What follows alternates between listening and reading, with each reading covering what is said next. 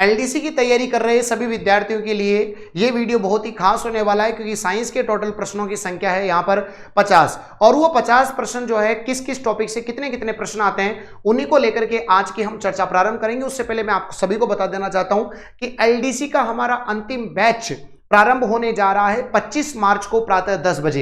Last batch रहेगा, क्योंकि आपको पता है सिलेबस बहुत बड़ा है। जुलाई में आपका एग्जाम होना है, मार्च का महीना चल रहा है और अप्रैल मई जून 3 महीने का वक्त है, और 3 महीने के अंदर आपकी सफलता को अगर सुनिश्चित करना चाहते हो तो आप सभी के लिए ये बैच बहुत ही खास होने वाला है। 25 मार्च को प्रातः 10 बजे आपका निःशुल्क सेमिनार रखा गया है, तो आप सभी विद्यार्थी इस बैच का जरूर हिस्सा बनिएगा। अब बच्चों अपन स्टार्ट करते हैं कि आज का जो ये वीडियो है ये क्यों बनाया गया है, क्योंकि आप सभी को पता है भाई अपन इतने सारा सिलेबस है साइंस का, अब ये तो पता हो कम से कम किस टॉपिक में कितना पढ़ना है, किस टॉपिक को कितना डेप्थ में पढ़ना है। उन सभी के लिए जो है आप सभी के लिए वीडियो बनाया गया है कि विगत 7 एलडीसी परीक्षाएं हुई है और उसके अंदर जो जो प्रश्न पूछे गए हैं टॉपिक वाइज जो है मैं आप सभी को एनालिसिस करके बता रहा हूं। ध्यान से सुनिएगा मेरी बात को। देखो, सबसे पहले अपन यहां पर बात करना चाह रहे हैं गुरुजी, यहां पर ये टॉपिक्स हैं, ये अपन बात करेंगे 2024 तक। 2011 से लेकर के पहले 2011 में पेपर हुआ, फिर 2016 में, फिर तो 18 में हुआ, फिर 18 में टोटल 4 शिफ्ट हुई, फिर 2024 के अंदर। तो यहां पर अपन देख रहे हैं कि टोटल कितने कितने प्रश्न पूछे गए और किस किस टॉपिक से पूछे गए।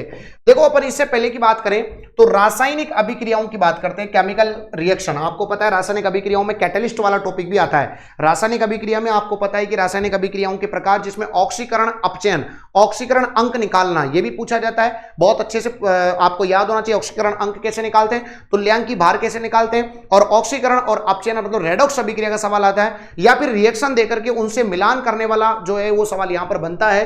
तो अगर अपन यहां पर बात करें कि 2024 में इस टॉपिक से 3 प्रश्न आए, इसमें से एक कैटलिस्ट वाले से आया था, 2 रासायनिक अभिक्रियाओं से। तो ये ध्यान रखना सभी विद्यार्थी। तो कैटलिस्ट एक छोटा सा टॉपिक है, लेकिन एक प्रश्न जरूर आता है। फिर अपन बात करें 2018 में, तो यहाँ पर 5 सवाल पूछे गए, यहाँ 3 सवाल पूछे गए 2018 में, टोटल 4 शिफ्ट हुई थी, 9 तारीख को, 12 तारीख को, और फिर 16 तारीख को, फिर 19 तारीख को। तो 5 अपन बात करेंगे, 5 और उसके बाद अपन बात करेंगे 3, फिर 5, फिर 2, है ना, फिर 4, और फिर 2011 में 1 सवाल। तो आप देख रहे हैं लगातार इस टॉपिक की वैल्यू लगातार इंक्रीज होती गई है। टोटल अभी तक 23 प्रश्न इसके पूछे गए हैं, जो आपको याद रखना है, बहुत इंपॉर्टेंट है। समझ में आ गई। तत्व यौगिक मिश्रण, बच्चों ये बहुत ही अच्छा टॉपिक है, बहुत बड़ा टॉपिक है, जिसमें मेटल पढ़नी पड़ती है, नॉन मेटल पढ़नी पड़ती है, एलॉय पढ़नी पड़ती है, मेटलॉइड्स पढ़ने पड़ते हैं।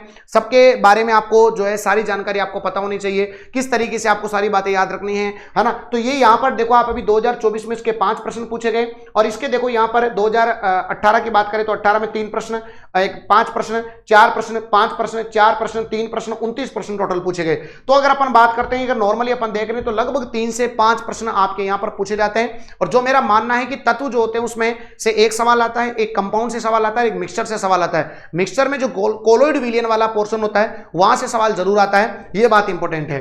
उसके बाद अपन बात करना चाहें कार्बन और उसके यौगिक, कार्बन एंड इट्स कंपाउंड।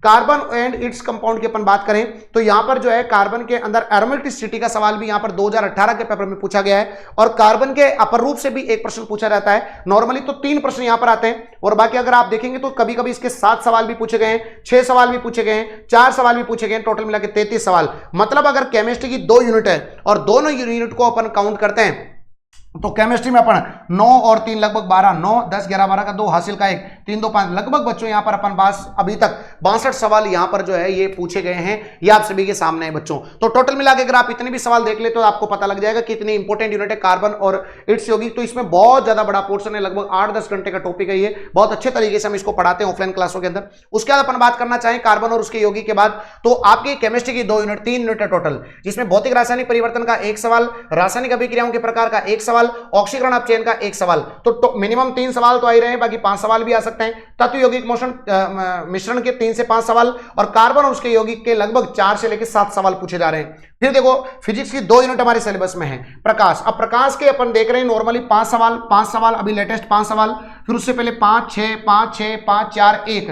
तो यूं मान के चलो कि फिजिक्स में प्रकाश वाला टॉपिक एक बड़ा टॉपिक है। इसमें न्यूमेरिकल्स भी पूछे जाएंगे, इसमें दर्पण वाले न्यूमेरिकल भी पूछे जाएंगे, प्रकाश की घटनाओं से सवाल आता है, आंख वाले टॉपिक का सवाल आता है। ये आपको अच्छे से ध्यान रखना है। तो नॉर्मली आप देखो 5 सवाल आते हैं और हर पोर्शन से एक एक सवाल आएगा। जैसे कि प्रकाश की घटनाओं से एक प्रश्न आना है, एक सवाल आपके आंख वाले टॉपिक से आना है, एक सवाल आपके दर्पण और लेंस में से आना है, और 2 सवाल आपके कहीं से भी न्यूमेरिकल। तो लगभग 4 से 5 सवाल, लगभग 5 से 7 सवाल आपके प्रकाश वाले टॉपिक से आते हैं। ये 2 टॉपिक जो है आपके यहां पर दिए हुए फिजिक्स के। अगला टॉपिक आपका विद्युत, और विद्युत वाले चैप्टर से आप देखो 8 8 8 8 7, मतलब आप खुद देखिएगा विद्युत वाले चैप्टर कितना इंपॉर्टेंट है। और विद्युत वाले चैप्टर में भी न्यूमेरिकल, क्योंकि हर बार शक्ति का न्यूमेरिकल आता है, पावर वाला सवाल, और ओम का नियम का न्यूमेरिकल आता है, यहां से जनरेटर भी आता है, मोटर भी आता है, बहुत अच्छे से इनके क्रियाविधि भी आपको पढ़नी होती है, एसी डीसी बहुत अच्छे से आपको याद रखना, समांतर क्रम संयोजन, श्रेणी क्रम संयोजन सवाल आया हुआ है, ठीक है। तो यहां पर ये जो मोटे मोटे पॉइंट है ना, ये आपको कवर करने हैं, साथ ही साथ एनसीईआरटी और आरबीएससी के अंदर जो न्यूमेरिकल है कम से कम वो तो करने हैं, बाकी करो तो अथाह सागर है, अतः है, करते ही जाओ, खत्म ही नहीं होता। लेकिन एनसीईआरटी और आरबीएससी के अंदर जो किताबों के अंदर जो टॉपिक के जस्ट बाद न्यूमेरिकल दिए जाते हैं, वो साथ ही साथ पीछे जो अभ्यास प्रश्न दिए जाते हैं वो आपको कवर करते हुए यहां पर चलना है। उसके बाद अपन बात करें बायोलॉजी की, तो यहां पर देखो टेक्नोलॉजी वाला है, स्पेस टेक्नोलॉजी, इसकी कंप्लीट वीडियो मैंने 2 घंटे के अंदर रिकॉर्ड करके लक्ष्य क्लासेस उदयपुर वीडियोज फंक्शन के अंदर डाली है। अगर आपको स्पेस टेक्नोलॉजी पढ़ने हैं, और इसके 2 प्रश्न, और आप देखो 8-8 प्रश्न भी पूछे गए हैं, कभी कभी इसके आते भी नहीं है, 3-5 प्रश्न भी पूछे गए हैं, तो मतलब मान के चलो कि अगर आएंगे तो बहुत ज्यादा सवाल आते, नहीं आते तो कुछ भी नहीं आते।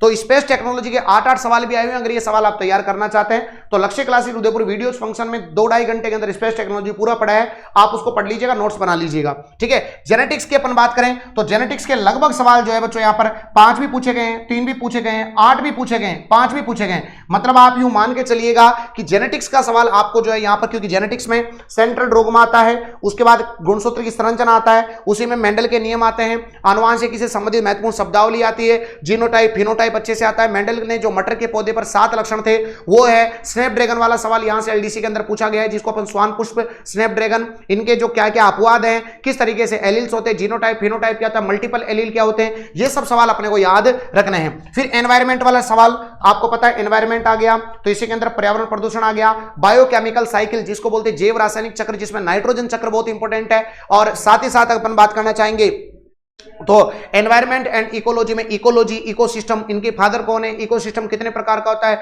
जैविक घटक, अजैविक घटक, ये आपको अच्छे से पढ़ना है, क्योंकि यहां पर आप देख रहे हैं कि लगभग 6 से 7 सवाल यहां पर पूछे जाएंगे। आप देखो 6 सवाल, और यहां 4 शिफ्ट में 7 4 3 4, और इस तरीके से आपके यहां पर पूछा गया है। फिर पादप और जंतुओं का आर्थिक महत्व, पिछली बार 2024 वाले पेपर में एक भी प्रश्न नहीं आया, लेकिन 1 से 2 प्रश्न, और 2011 में 12 प्रश्न पूछे गए थे इसी टॉपिक के।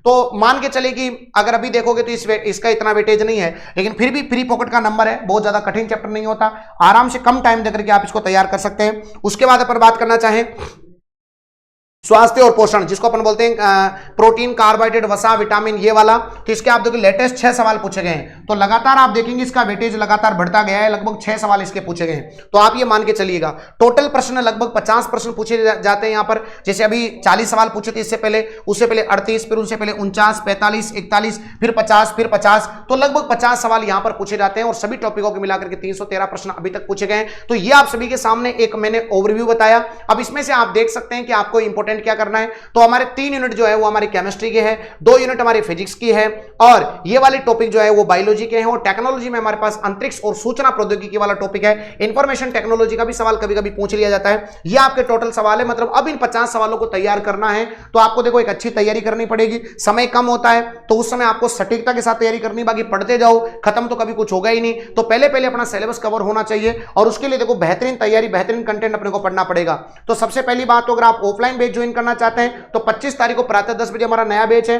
और अगर आप केवल साइंस पढ़ना चाह रहे हैं तो साइंस के लिए देखो मात्र 499 में साइंस का कोर्स अवेलेबल है। साथ ही साथ दैनिक विज्ञान की किताब जिसने पूरे राजस्थान के अंदर तहलका मचाया, छोटा पैकेट बड़ा धमाका, मेरे पास पड़ी होगी है ना, छोटा पैकेट बड़ा धमाका प्यारे बच्चों, ये रही है देखो, छोटा पैकेट बड़ा धमाका। मतलब हर बच्चा जो इसकी आसान लैंग्वेज को सीख सकेगा, आसान लैंग्वेज को पढ़ सकेगा। पीछे ही पीछे जो है हमने 2024 और 2018 के सभी पेपरों को एड ऑन करते हुए विद आंसर, और साथ ही साथ टॉपिक के जस्ट बाद सत्य असत्य कथन वाले सवाल, और शानदार डायग्रामेटिकल थ्योरेटिकल कंटेंट आप सभी को यहां पर हमने डिलीवर किया। स्पेस टेक्नोलॉजी वगैरह सारे टॉपिक इसमें कवर्ड है। आप इसको किताब को पढ़ें, किताब को पढ़ करके अपनी तैयारी को बेहतरीन बनाएं, और कोर्स के माध्यम से अपने डाउट्स को आप और क्या करें बताओ, सोल्व करें, जिससे के बाद आपके साइंस के जो सवाल होंगे वो आपके अंगुलियों पर सेट हो जाएंगे। जब आप ये कोर्स कंप्लीट कर लेंगे तो मैंने यूट्यूब पर भी मैं चालू करूंगा, जिसमें आपको बहुत बढ़िया बढ़िया लेवल के आपको एमसीक्यू करवाऊंगा। आप चिंता नहीं करें, आपको कुछ भी अलग से एमसीक्यू किताब खरीदने की जरूरत नहीं है। अगर आप और प्रैक्टिस करना ही चाहते हैं तो आप सभी को पता है कि एलडीसी के लिए हमने 6666 निकाली, जिसमें वर्तमान के पैटर्न के सवाल हमने इसमें डाले 6666 में, है ना। इसमें वर्तमान के पैटर्न के सवाल हमने एलडीसी के लिए डाले हैं इसके अंदर, ठीक है बच्चों। बाकी हमारे मॉडल पेपर भी अवेलेबल है और हर सब्जेक्ट के अलग अलग मॉड्यूल है, हिंदी इंग्लिश सबके अलग अलग मॉड्यूल है। बाकी आप साइंस का खरीदना चाहते हैं तो मात्र 180 रुपए में साइंस का है, 499 रुपए में साइंस का कोर्स है। नया बैच 25 तारीख से स्टार्ट है, 6666 अवेलेबल है। आप चाहें तो अपनी तैयारी की आंख लेने के लिए मॉडल पेपर ले सकते हैं। कुछ भी करो लेकिन मेहनत करो प्यारे बच्चों की, ऐसा मौका नहीं मिलेगा। 10,500 पद है, 1% भी अपनी तरफ से कमजोरी नहीं छोड़नी, क्योंकि आपकी 1% कमजोरी की वजह से आपकी 99% तैयारी खराब हो सकती है। इसीलिए कोई भी रिस्क नहीं लेना है। इतना भी नहीं पढ़ना है कि हम याद ही नहीं कर पाए, लेकिन कम से कम इतना जरूर पढ़ें जो पेपर ओरिएंटेड है, जिसमें आप पीवाईक्यू बना सकते हैं और नए पैटर्न के सवालों को पकड़ सकते हैं। तो इसीलिए मेहनत करना बहुत जरूरी है, आगे बढ़ना बहुत जरूरी है। इसके लिए आप बस केवल लगातार मेहनत ही जो है आपको अपने रिजल्ट तक पहुंचाती है। थैंक यू, जय हिंद, जय भारत।